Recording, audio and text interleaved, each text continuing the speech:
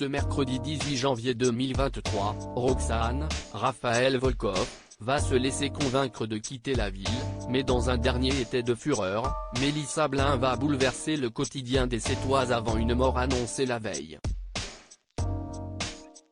Amel, de son côté, va se rapprocher d'Adam. Amel, Maëlys Adal, raconte à Lisa, Naïma Rodrigue, qu'elle a pris peur quand Adam, Alain Lebar, a voulu l'embrasser.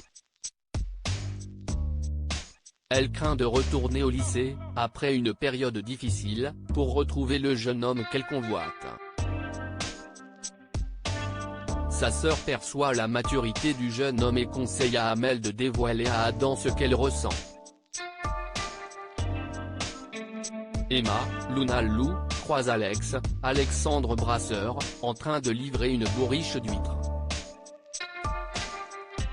La jeune femme amoureuse du mari de Chloé, Ingrid Chauvin, l'invite à prendre un café mais il décline.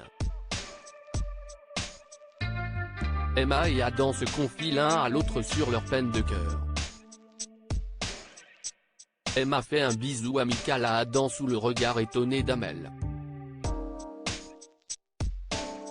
Cette dernière se sent trompée en quelque sorte. Le rapprochement entre Amel et Adam après le cours de français, Amel revoit des images de l'accident et fait une crise d'angoisse dans le couloir. Adam lui fait faire des exercices de respiration et la raccompagne chez elle. Amel lui avoue avoir été piquée d'avoir été témoin de son échange avec Emma. Adam lui prend la main, mais Victoire, Solène et Bert, avertis du malaise de la jeune femme, arrivent inopportunément et les interrompt. De son côté, Romy, Dounia Cohézin, accompagne Ryan, Sacha Birdie, au lycée. Elle tente de le raisonner en lui rappelant qu'il a une seconde chance offerte par la proviseure Chloé. Jack et Ryan se retrouvent et comme la veille, prévoient de passer la journée ensemble.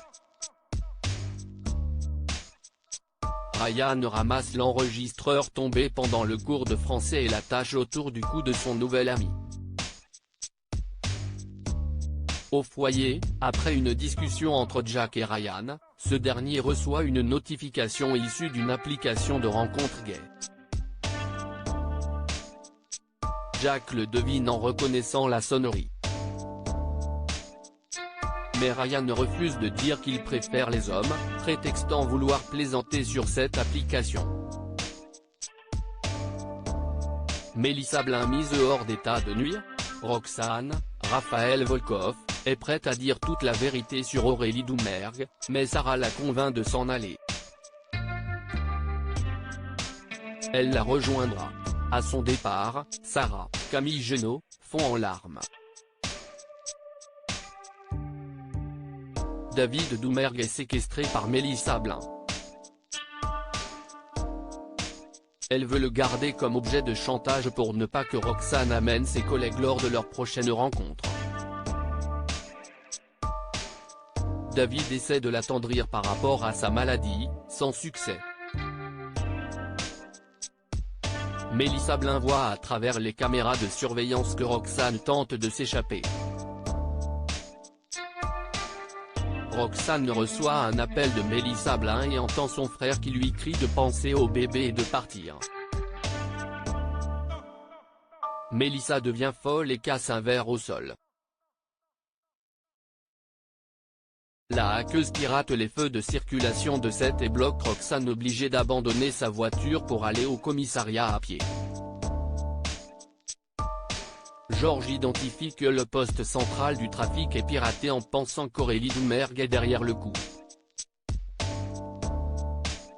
Roxane reçoit un appel de Sarah, mais finalement compte se dénoncer et ne pas s'enfuir à Madrid. Elle veut sauver son frère et arrêter Mélissa Blin. David Doumergue prend un éclat de verre au sol et rompt ses liens. Il demande ses médicaments à Mélissa, et le temps qu'elle est tournée, se jette sur elle. Ils luttent ensemble, et Mélissa parvient à saisir son arme à feu. Roxane demande à parler à Lisa pour tout avouer au commissariat malgré la tentative de dissuasion d'Aurore. Mais, David Doumergue arrive les mains en sang. Il a tué Mélissa Blin et devra répondre de ses actes. Demain nous appartient est à retrouver du lundi au vendredi à 19h10 sur TF1.